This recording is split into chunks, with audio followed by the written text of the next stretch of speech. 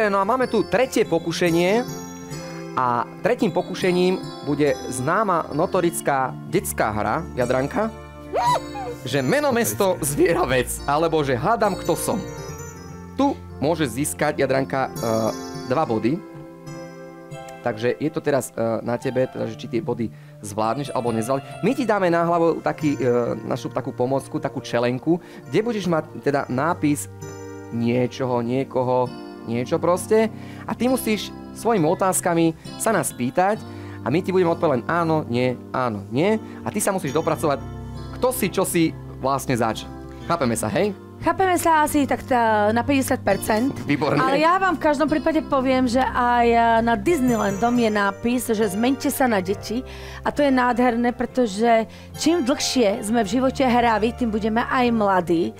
Lebo skutočne rozmýšľať ako dieťa s tou úprimnosťou a pýtať sa na také zvláštne veci, no uvidíme. Ono to máš, Jadranka, tak vieš, že umelci sú vždy celý život deťmi, v podstate, keď to zoberieš. Či sú to speváci, herci, v podstate sa stále bláznime, stále sa hráme, je to tak? Áno. No a poďme sa teda hrať, priatelia, poďme do tretieho pokušenia, kde Jadranka môže získať 2 body. Skúsime, ale ja ti to opäť sťažím, budeš mať na to len minútu. Ani mi nepovieš, že či je to zviera, vec, meno. Ty sa musíš pýtať, priatelia, poďme na to. Pokušenie číslo 3 s Jadrankou. A nejaká indícia, to robia všade.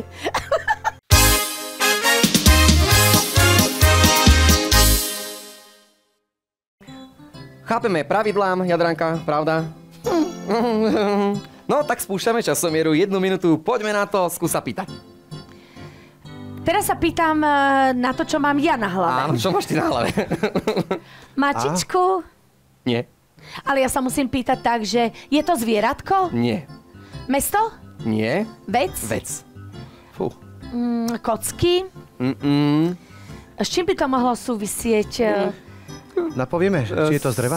Skús, áno, môže to byť, ale to nemusí byť len drevené. Áno. Nemusí to byť len drevené. Socha? Skús sa tak nejako priblížiť k niečomu, skús sa pýtať tak, akože nie, že konkrétne, že čo, ale skús tak, že k tomu sa ako, aby si sa nejako dopracovala. Či sa to používa, áno, či sa to používa niekde. Jasné, že či je to v domácnosti používateľné? Áno, áno. Je to ako nejaká estetická záležitosť alebo funkčná? Aj. Čo môže... Okná. Tí, čo stávajú veľa, tak... No, už si skoro. Hej, dvere. Ty si jaká dobrá, počúvaj. A ešte do minúty. Sú to dvere. Ty nemyslíš to vážne? Ale úplne. Skús si to dať dole. Na to stavebníctvo ďaleko dovedie. Priatelia, keby ste chceli, takže Jadranka si zakladá novú živnosť a bude stavby vedúca, alebo teda nejaká majiteľka stavebnej firmy. Ale ja sa s tým rada chlubím, že ja som si svoj dom postavila sama, nie vlastnými papričkami, ale som si ho dozorovala, architektonicky všetko som dozorovala, takže materiály, všetko, takže toto ma baví. Vážení přátelé, začínate ma baviť, ideme na to. A skúsme teraz, Stáno, keď to tiež máš na hlave, skúsme tak, že... A teraz ja mám, áno, trošičku zapotiť ten mozoček môj malý.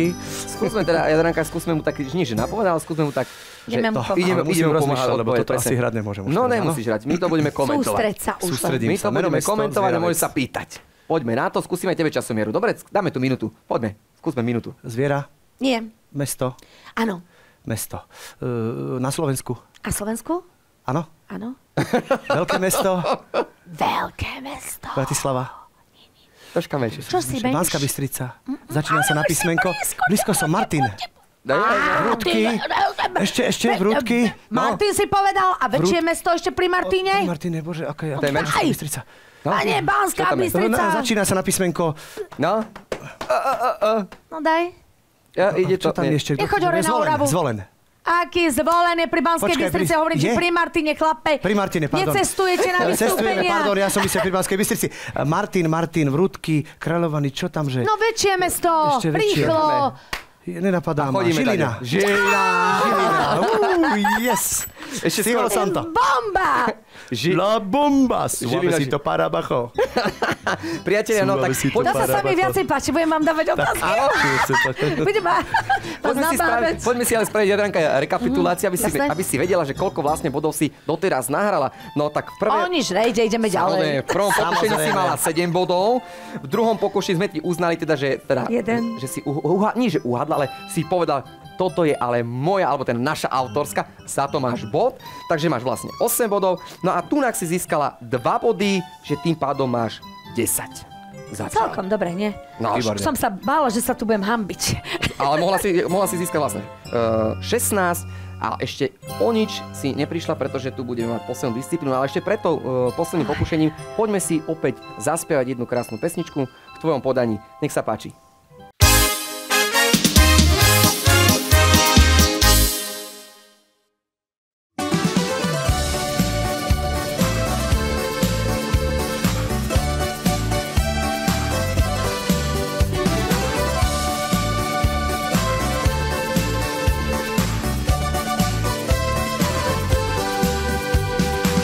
Sviečky na torte dýchajú,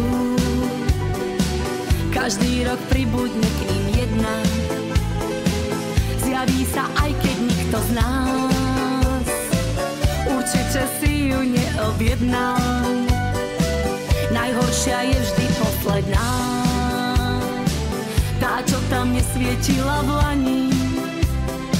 Nedá sa pred ňou uniknúť, viem, že sa zbytočne bránim. Na torte sviečky rátajú roky, panika nesmie prepuknúť. Sviečky na torte svietia, pokým ústa plamienok nesfúknú. Na torte sviečky rátajú roky, panika nesmie prepuknúť. Sviečky na torte svietia, pokým ústa plamienok nesfúknú.